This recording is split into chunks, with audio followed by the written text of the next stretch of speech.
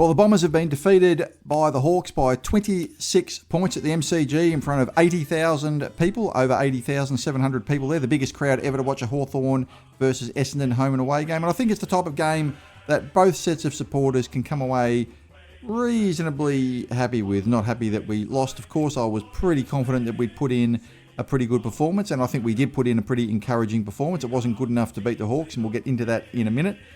But Hawthorn were too good for us on the night, and we got done by 4 goals. Playing catch-up footy most of the night, unfortunately. We got behind early, but we did fight it out.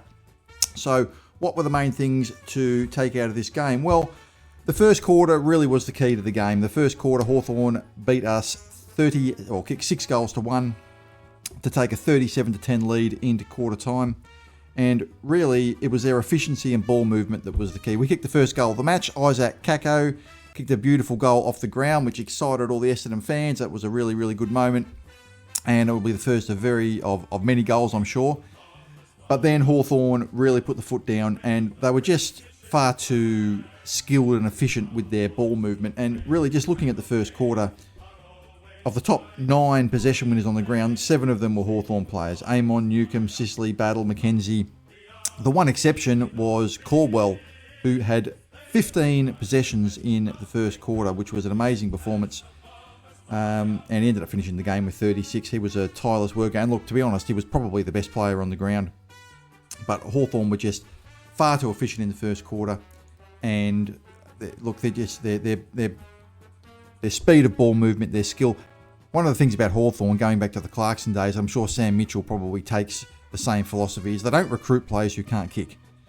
And they just always have players that can dispose of the ball efficiently.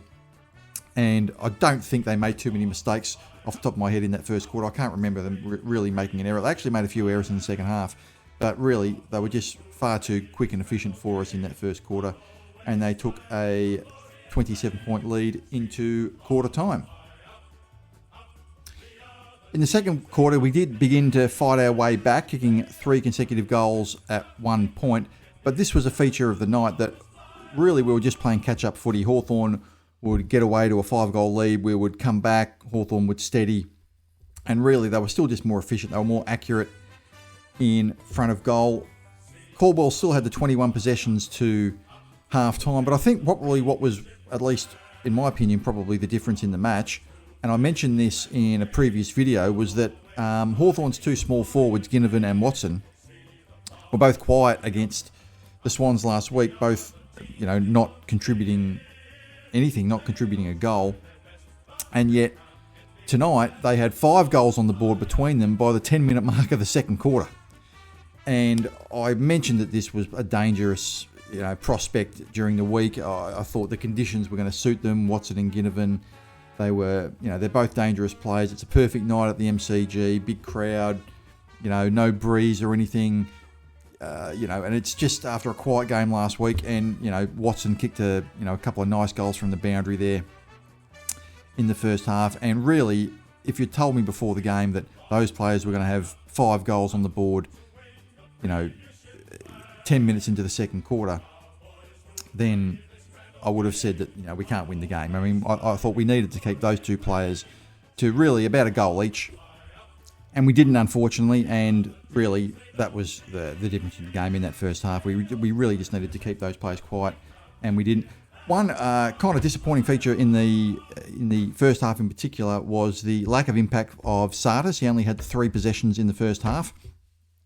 This was disappointing. I've mentioned in previous videos he was our leading possession winner in both our pre-season games against the Western Bulldogs and Geelong, and he really had no impact at all in that first half. In fact, what was annoying is that our best 2 players were Merritt and Caldwell. Now, that's not to be unexpected. They're probably our 2 best midfielders. Well, they are our 2 best midfielders.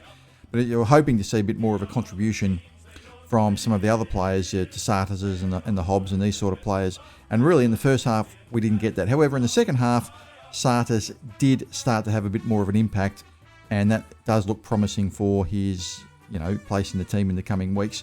Really, you can't have a midfielder getting 3 possessions in a half, but he did end the game with 18 possessions, so getting 15 in the second half, and that was certainly an encouraging second half from him. If you like this channel, please consider hitting the like button and the subscribe button. They both help the YouTube algorithm when you do that, and they'll ensure that these videos continually appear on your YouTube feed. I would really appreciate it if you could do that. I thought the dual rucks worked pretty well. I thought certainly Draper had the better of Lloyd Meek. Lloyd Meek only had the 78 champion data points. He had the 33 hitouts, but really was nowhere near as effective as what he was against Sydney.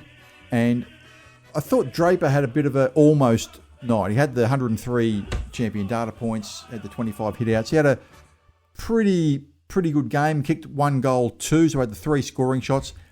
And he had an almost game. He almost took a couple of extra marks that he could have, and he didn't quite have that outstanding game. But really, I thought he was pretty effective. I thought he was one of our better players. So anyway, in the third quarter, it was 3 goals each. We actually kicked 3 goals, 6, and it was a little bit of a stalemate. Caldwell was still amazing, having the 30 possessions up until three-quarter time. But unfortunately, every time we closed to within about 20 points, Hawthorn would pull away, and they were, as I said, just too efficient. And the last quarter was like, kind of similar. We actually got within 18 points at one point in the last quarter, and there was a brief moment where we thought maybe it's possible we could pull off a miraculous win, and who knows, after watching the heroics of Richmond the night before, you just never know. But Hawthorn were just able to steady, and every time that we would get a goal, they would often get a goal immediately out of the centre. That was the frustrating thing. When we closed within 18 points, they got the ball out of the centre and kicked the goal straight away, like literally within 30 seconds. So really, the scoreboard pressure was just too much for us in the end. We just couldn't bridge that gap, and Hawthorn ended up running out a deserved winner. The best players, well, Jai Caldwell was easily our best player. Sam Mitchell even said at the end of the match in his press conference, he said Jai Caldwell's inside contest work was absolutely first class, and I thought he was the best player on the ground. And if Sam Mitchell did well, I imagine Brad Scott probably did as well. So I imagine he would get 10 coaches' votes. He had 129 champion data points, 36 possessions, kicked a goal. Really, he was absolutely fantastic. Dersma was very good for us, 113 champion data points, 19 possessions. Kicked a couple of goals, which if you can kick a couple of goals playing on a wing or playing through the midfield like that, that's invaluable. So he was really good for us. I thought Draper was a pretty good player for us as well. And of course, the captain, Zach Merritt, who kicked a fantastic goal from the boundary line. That was just a magnificent left foot shot from an impossible angle. What were some of the bad points to come out of the game? Well, unfortunately, Jordan Ridley was injured. He was concussed, I believe, which means he will have to miss next week's game against the Adelaide Crows. This is unfortunate, but at least it wasn't a soft tissue injury, although you can argue that the concussion is probably worse, and we shouldn't make light of that. But, he has had problems with the soft tissue injuries, and concussion is just bad luck. So hopefully they'll just put him in concussion protocols, and he'll be right to go after that. Langford is the one that's a bit more concerning. Langford did a hammy, so that I don't know how bad the hammy is, but hammies generally keep you out for 3 or 4 weeks. We have got a bye coming up in round 4. So, hopefully he'll only miss the 3 matches there. So it's interesting to see what will happen now with our forward line, because Langford, I don't think, has missed a game in the last 2 years. So I think this is an opportunity for Harrison Jones. Harrison Jones was recruited as a forward. He's sort of been a player kind of without a position. He had the 14 possessions in this particular match and didn't really have a huge impact. He did kick a goal, which was good, but he was recruited as a forward, and really he's been playing on the wing because we've sort of had Langford down there and Peter Wright, and now we've got Caddy and these sort of players. So we haven't really been able to fit him in there, but I think this is an opportunity for him to move to the forward line and put a stamp on it with Langford not playing. I thought Dylan Shield turned the ball over too many times. He had the 23 possessions, but he only went at 50% efficiency. Now, that might be okay if you're playing in the middle of the ground. It's not okay, but that might be, somewhat, you can put up with it if you're playing through the middle of the ground. But when you're playing out of half back and you're turning the ball over, then that spells danger, because you're going to give the opposition plenty of chances. So he had the 23 touches, but he was inefficient with the way he used the ball. So this is something we're going to have to watch going forward. Obviously, we'll keep him there I'm sure we should keep him there for a few more weeks. You don't just, throw out the strategy of playing him across half-back after one match. But it is something to keep an eye on. I thought Durham was absolutely fantastic. I thought some of his grunt work, and I thought the way he threw himself, into contest was great. I thought Perkins had a pretty good second half. My criticism of Perkins has been he flashes in and out of games, and he was, according to some of the guys on the radio I was listening to, he was the third highest ranked player on the ground in the last half. Not for the game, but in the last half. He had a pretty quiet first half, but he finished with the 22 possessions. And this is pretty good because Perkins is the type of player that, we've been critical in the past that he flashes in and out of games. He'll get he'll kick a goal and he'll take a nice mark, and you'll look up and he's had 13 possessions for the match and hasn't really been a major contributor, but he'll do a nice thing here, a nice thing there. Well, he had the 22 possessions, and if you're the third best player on the ground in the second half, I think that's a positive going forward. All right, this is one of the high draft picks we need a lot out of. Reid got through the match. It wasn't great, but look, Reid hasn't played any real football in his career, no consistent football. So just to get through the match uninjured, I think was a pretty good positive, even though he did look a bit uneasy, especially in the first half. He had a couple of turnovers, I think, in that first half. But look, we'll go a little bit easy on him. The guy just needs to get some footy into him. And hopefully, if he can get a few games behind him, he'll be a solid player for us. Hobbs didn't do a hell of a lot. Only had the 3 kicks, had the 13 possessions. Caddy struggled a little bit, but it wasn't the kind of night for him. He sort of threw himself into contests, and once again, a bit of an almost night. Didn't really have any sort of, open opportunities to take marks, I don't think. But he contested, and it's one of those games. He's going to be one of those players that, sometimes it'll come together for him, and he'll take a few big pack marks. It just wasn't the night for him tonight. So in the end, it was disappointing to lose, but not a terrible performance. I went out on a limb. I was the one person tipping us to win. I was wrong on that, and look, maybe there was a bit of bias in that. I thought we could get over the line. But look, 26 scoring shots to 25. There wasn't a lot in it. Really, the key to this match was Hawthorn's efficiency. And if you look at the key statistics from the match, we actually had 58 inside 50s to Hawthorn's 48. And we had 24 more contested possessions. So a lot of the key stats were in our favour. We also had 18 tackles inside 50, which is always a good sign, to 8. The problem was, from Hawthorn's 48 inside 50s, they had 16 marks inside 50. So 1 in 3. From our 58 inside 50s, we had 6 marks inside 50. So closer to 1 in 10.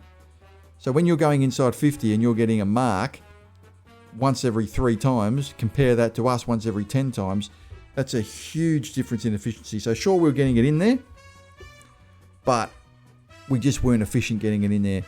And that really is the key to football, is to be efficient. I think the inside 50s can be a little bit of a misleading stat sometimes. But look, the reality is we did have the better of some of the key stats in the match. We just didn't use the ball quite as well as Hawthorn. I thought we had a number of phases of the game, particularly in the second half, where we had the better of the play for large portions of the match. For 10 minutes here, 10 minutes there, we were good. But the problem is when Hawthorn would respond, they would respond immediately with a goal, even if they hadn't been dominating that particular portion of play. We would dominate for 10 minutes, and then when Hawthorn did get a chance, they would go forward and kick a goal. So we just couldn't deal with the scoreboard pressure. But I'm not disheartened. Look, a 26-point loss. It was about a 20-point loss on the expected score stat, which is an interesting stat that I follow on Twitter sometimes. Tells you what the score should be. But look, to have one less scoring shot, 10 more inside 50s, 24 more contested possessions. We just need to, work on our ball movement a little bit more. And, I thought, look, every supporter thinks they get the bad rub of the green with the umpires, and I don't really complain about that because it evens out over the course of the season. But really, that deliberate rush behind should never have been paid. That was really an incorrect decision, and that's just a certain goal to the opposition. And I thought Hawthorn probably had the, maybe a little bit of the rub of the green there. But look, I won't take anything away from them. They were the best team on the night, and they thoroughly deserved their win. I had Caldwell, Merritt, Dersma and Draper as our 4 best players. I thought they were all major contributors. But there definitely is room for improvement in the side. It'll be interesting to see what they do with Dylan Shield going forward, just given that he wasn't particularly effective in his ball use tonight. But going forward, we've still got an important match coming up now against the Adelaide Crows at the MCG. I think this is going to be a big test for us, given that we're going to be without Kyle Langford and Jordan Ridley, 2 players who we really can't afford to lose, but we're going to have to find a way to get by without them. look, 2 new players are coming to the side. So, look, it's an opportunity for them. So, we'll see how we go. What did you guys think? Did you go to the game? It was a great atmosphere there. I hope you enjoyed. Well, you probably didn't enjoy it because we didn't win. I didn't enjoy it that much. I never enjoy it when we don't win. But, look, it's always fun to have footy back. And at least we fought the game out and didn't get smashed. And that does give us some encouragement going into the rest of the season. So, give this video a like. Subscribe to the channel. It always helps the YouTube algorithm if you do that. And as always, have a great day and go Bombers.